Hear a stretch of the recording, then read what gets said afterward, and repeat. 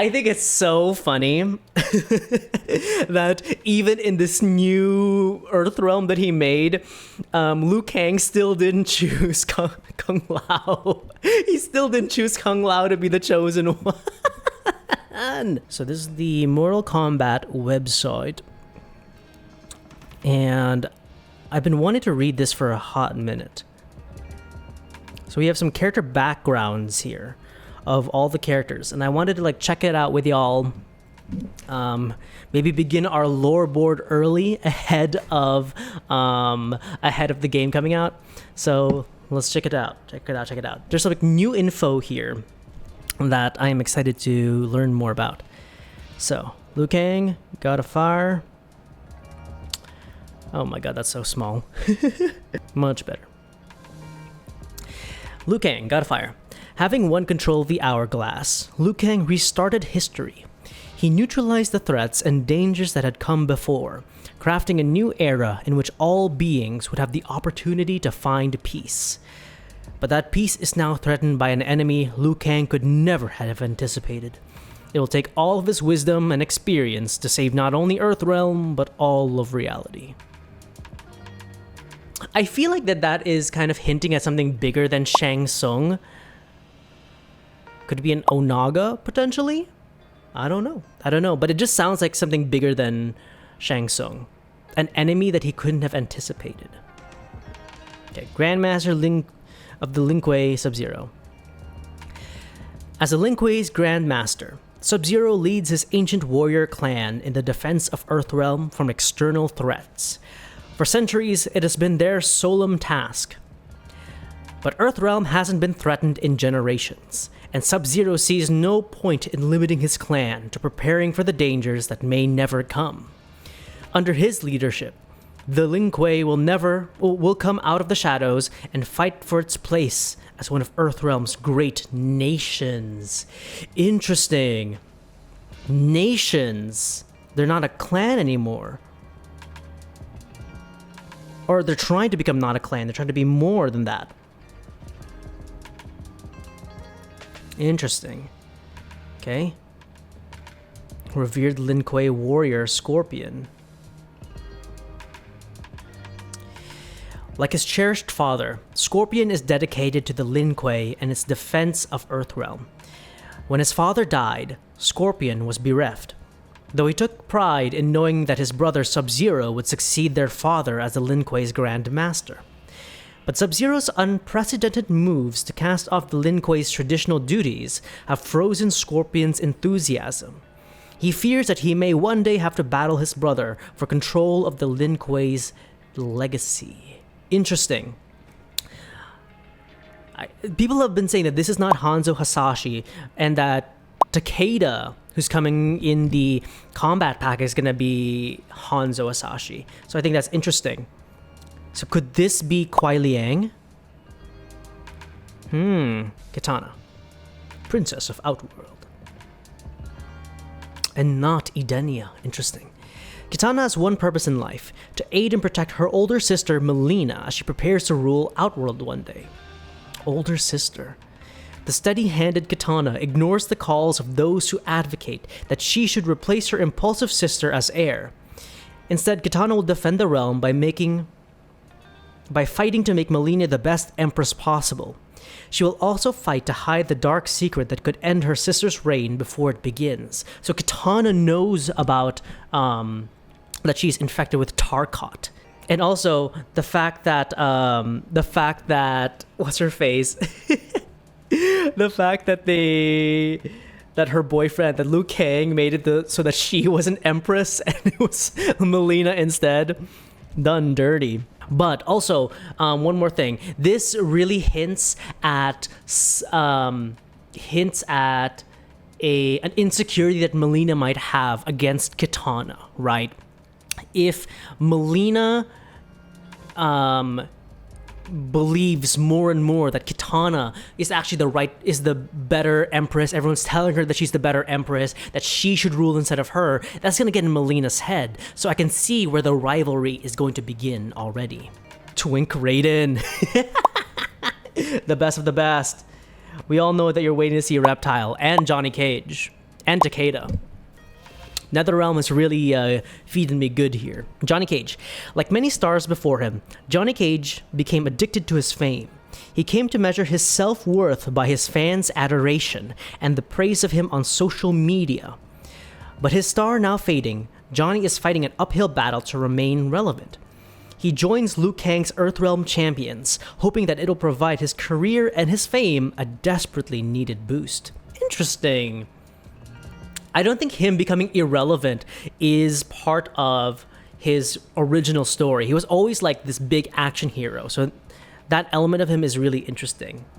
Because I think in the original story, Raiden just asked him because he was one of the best fighters in Earthrealm. So him having this like background, these stakes, is interesting to me. Also, we're gonna see a Johnny Cage that is more, I think. Oh no, never mind. Like I think he's gonna be based a lot on social media. So it's gonna be a mixture of him and Cassie in a way. You know what I mean? Like a melting of those two characters. Because I think Johnny has always been traditional media, whereas Cassie's been new media. Kenshi Takahashi. Once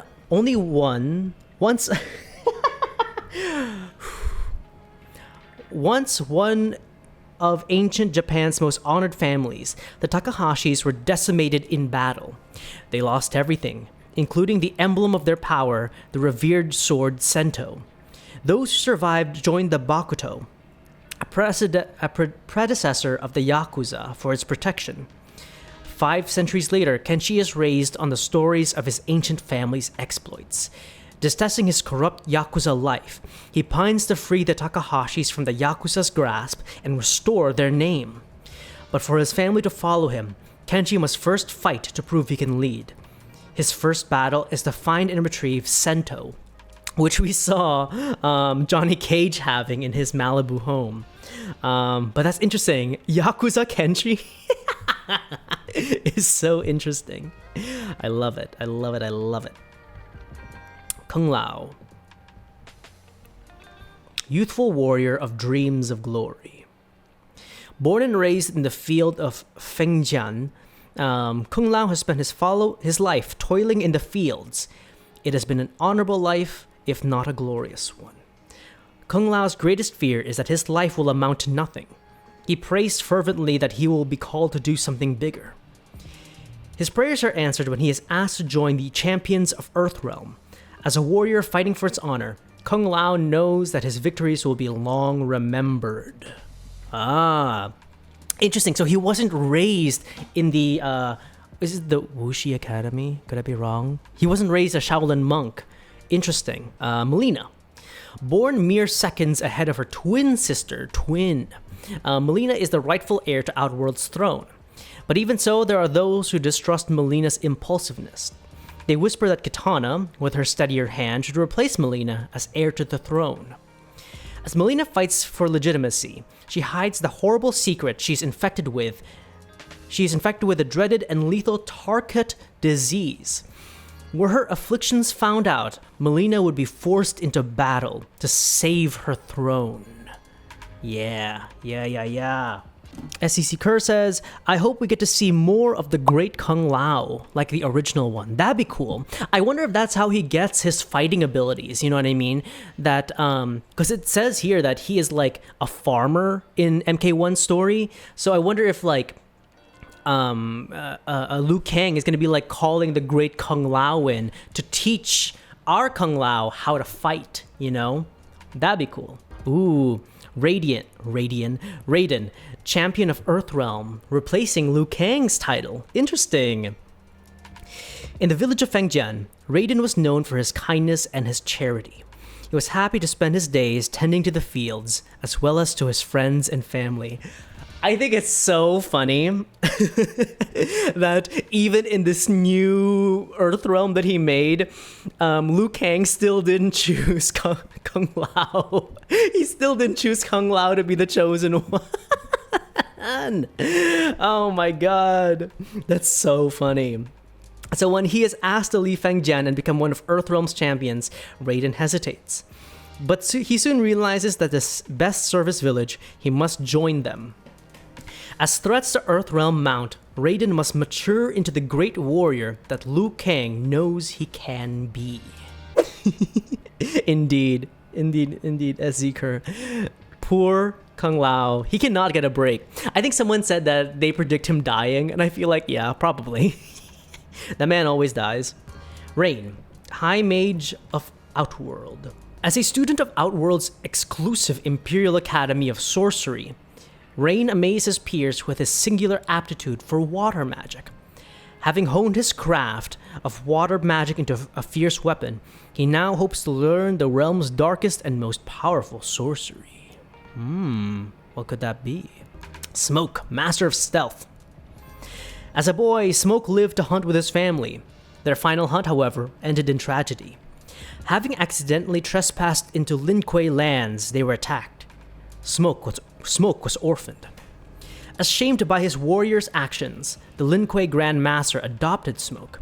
He raised him alongside his sons, Sub-Zero and Scorpion, so he's almost like a brother to them. Eventually, Smoke chose to make the Lin Kuei's mission his own. But as he lacked his brother's innate supernatural abilities, he set out to master practical magic. Having done so, he now joins them in Earthrealm's defense. Practical magic. He does illusions. He does card tricks. he does that thing. The thumb thing. Li Mei, first constable of Sando. Interesting. Constable. As her parents' firstborn daughter, Li Mei was claimed by the Umgadi, the warrior priestesses who guard Outworld's royal family. Li Mei's service began with her high expectations. Her early success caught the eye of the royal family. But it all fell apart when a terrible tragedy unfolded. Li Mei was blamed for this, and in the aftermath, she did the unthinkable. She quit the Umgadi. Friendless and alone, Li Mei needed a new purpose. She joined the Sundo's Constables, the Outworld capital's rough and tumble police force. Over time, she became their first constable. Li Mei is glad to be the capital guardian, still she hopes one day to redeem herself. Interesting. So she was, she baited us the entire time. She was part of the Umgadi trailer, but she's not even part of the Umgadi. She's the first constable. Baraka.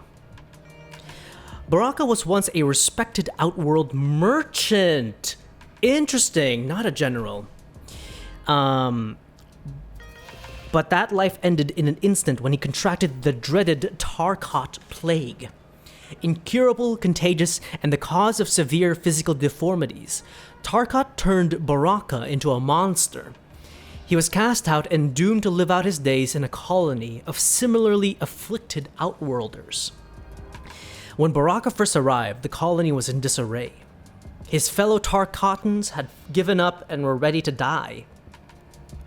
Their hopelessness lit a fire in Baraka's heart. He spares no effort to better his fellow Tarkatans' lives. He knows that as long as he fights, he will never be truly a victim. Activist Baraka, dude. I love to see it. Tanya. Chosen as an infant from Outworld's firstborn daughters, Tanya was raised by the Umgadi priestesses. She's never known her birth family. Interesting. So Tanya was born within that, but Li Mei was born out of it and left it. So she doesn't know a life outside of it. As she grew older and saw other initiates wash out, Tanya feared that she would share their fate. But that fear spurred success. After many attempts, Tanya passed her trials and became a full Umgadi. Over time, Tanya became one of the Order's most trusted members. She was the obvious choice when it needed to choose a new leader for the royal family's personal guard. As an Umgadi, Tanya is sworn to piety, and chastity. That is why her bond with Princess Mileena, were it known, would cause a scandal. By following her heart, Tanya risks not only her position, but also her life. Interesting. So there it is. I had heard that they made Tanya and Mileena a thing. Interesting. But I wonder if, like, when she becomes the Empress, if Mileena could just, like, yoink Tanya from the Umgadi and be like, that's mine, she's mine. I want her, she's my wife. My waifu. Couldn't she just do that? Geras. Reconstructed by Liu Kang at the dawn of his new era, Geras remains eternal and unkillable. He retains the memories of all the innumerable timelines he has watched pass and fade. In this new era, Geras monitors events to make sure they are faithful to Liu Kang's vision. When they deviate from their intended path, it is Geras' responsibility to correct them. As threats begin to mount, Geras works tirelessly to defend reality. But to succeed, he must first identify the mastermind behind the plot to destroy Liu Kang's new era. Oh man, y'all, I hope we get a Geras chapter in the story mode. That'd be super cool. Alright, last 3. Our boy Reptile. Reptile is Zaterran, one of the reptiloid race which lives on Outworld's fringes. Like other reptiles, Zaterrans can camouflage themselves. But Reptile possesses a unique mutation, one which allows him to shift shape to appear human and hot. Bullied mercilessly by Zaterrans for this ability, Reptile left home to make his future elsewhere. Interesting. Look at him. Look at him. And then Havik, dude. Look at Havik. Rebellious anarchist. A citizen of the realm of Sado, Havik is sworn to take down his oppressive regime and free his people. Their order is prized above all else. Law-breaking is met with strict punishment. Its citizens live in strictly regulated castes. As a member of Sado's lowest caste, Havik had neither rights nor privileges. He seethed with anger at the injustice. When he is brutally punished for a minor crime, Havik finally decides to act. He sets out to destroy Sado's regime and replace it with an anarchist utopia. Once he breaks Sado's social order, Havik will free its citizens. Together they will live in blessed anarchy. Interesting. So I wonder if we're gonna see members of the Sado realm come back. You know what I mean? God, what's his name? There's the guy with the flag on his back. I think he's from that realm. So I wonder if we're gonna see him as well. Ashra. Here we go. You might not be able to see it. It might get cut, but she's the last one. Okay, repentant Netherrealm demon. As a demon, all Ashra knew was pain and violence. She assumed all beings in all realms lived as she did. But once she journeyed outside of the Netherrealm, she realized her error. Other realms were places of beauty and peace. She could not aid in their defilement. Ashra fled from her sister demons. Along the way, she found an enchanted Chris. It was a demon slayer. Hey! Shout out Tanjiro. I have a name, you know. It's Tanjiro Kamado. All right, Gunpachiro Kamapoko. Which she used to finish her pursuers. She was stunned to discover that using the Chris to destroy evil was purifying her soul. And that if she continued to do so, she could free herself from the Netherrealm. Ashra sensed her final absolution was near. Once achieved, she will finally enter the light. Interesting. So the Chris is what got her to be what she is now. Interesting. So I'm excited to see her interactions with Serena then, because Serena is the only other Netherrealm being that we have met so far. And me too. I'm glad that Ashra is back, and I'm glad that a new generation, me included, gets to experience Ashra and to meet her, like Li Mei and all that stuff. We also met Li Mei in X as well, if I remember correctly. This is Li Mei. She seeks asylum for her people in Earthrealm. Our village, Sundo, was the epicenter of a fierce battle. And like a new version of Tanya. Tanya looks super cool. I love it. I love it. I love it. I love it. I'm so excited for this fucking game. I'm so excited.